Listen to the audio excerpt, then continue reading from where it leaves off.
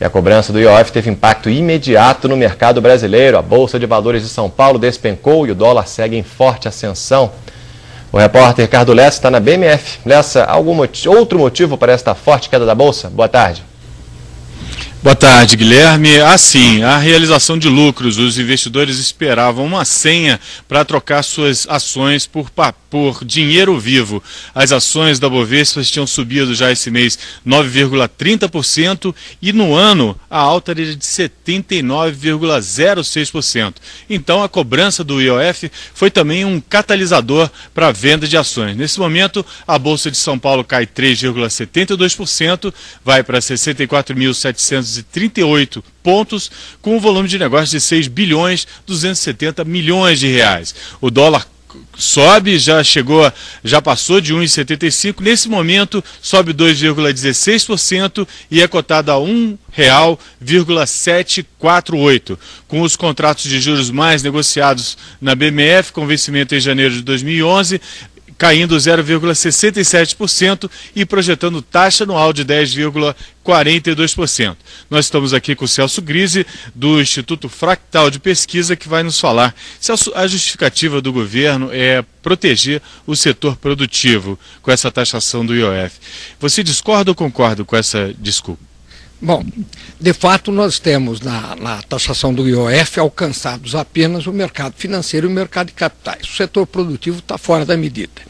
Entretanto, paralelamente ao seu efeito profundamente forte gerado na Bolsa e na cotação do dólar, é uma confissão, sem dúvida nenhuma, da incapacidade governamental de formular as políticas econômicas e, sobretudo, as políticas industriais necessárias.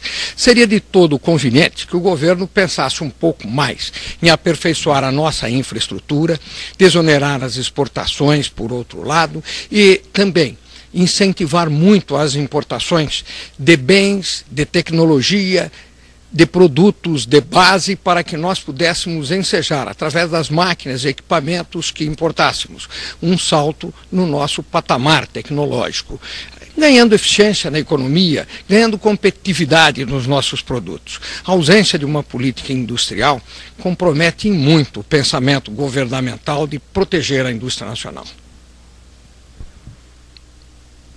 Guilherme, você tem uma pergunta? Sim.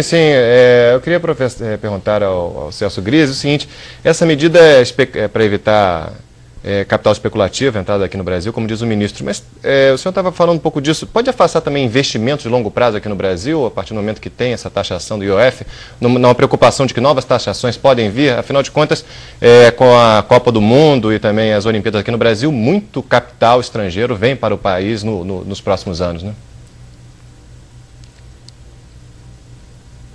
Claro. Seria muito bem-vindo que viessem de fato. E quando o governo começa a introduzir uma intervenção tão forte na política cambial, colocando em IOF de 2%, este é um número absolutamente agressivo em relação à entrada de capitais. Isso sinaliza que os contratos havidos tacitamente entre investidores e os receptores de capitais se encontrarão afetados por qualquer medida governamental que a qualquer ponto poderia aparecer. De fato, o governo nesse instante manifesta a sua incapacidade de fato de produzir uma política industrial mais forte e de adequar-se às novas realidades do comércio internacional, introduzindo medidas que surpreendem e desagradam efetivamente conforme os números da Bolsa de Valores e conforme a manifestação das taxas cambiais estão a expressar nesse momento. Ok.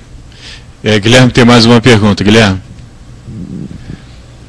Ô professor, então você acha o seguinte, que as medidas como essa do IOF fazem com que o capital especulativo... Você acha que é correto essa medida para evitar essa entrada de capital especulativo aqui no Brasil mesmo? Sim. Vamos imaginar que de fato o que ocorreu é que o rifle do governo apontou na mosca. Ele tinha uma preocupação com capitais especulativos. E ao fazer essa tributação tão forte desse capital entrante, ele de fato acerta na mosca, ele atira no capital especulativo. O fato é que a especulação tem um sentido maior hoje no mercado financeiro. Ela é em alguma medida, um seguro, um aspecto segurador das atividades financeiras. Ao regulamentar isto com este vigor, nós de fato damos a entender que é possível novas mudanças na política cambial. E aquilo que teria nascido com o espírito de deixe o câmbio flutuar. O câmbio flutuante tem o seu ajuste, encontra o seu ponto de ajuste espontaneamente. Ficou afetado. De outro lado, o governo nega-se a fazer as importações nos setores onde nós precisamos, de fato, aumentar a nossa competitividade. Ele não traça políticas nesse sentido. A indústria se prejudica, perde competitividade, seus preços já não alcançam mais o mercado internacional e nós nos vemos absolutamente impedidos de participar do comércio internacional de uma forma mais vigorosa, mais presente. De fato, faltam políticas governamentais e essas medidas emergenciais têm um efeito comprometido no médio prazo. A eficiência desta medida deve se reduzir em mais alguns poucos dias. De São Paulo, Ricardo Lessa para o Em Cima da Hora. Lessa, muito obrigado pela sua participação e também do economista Celso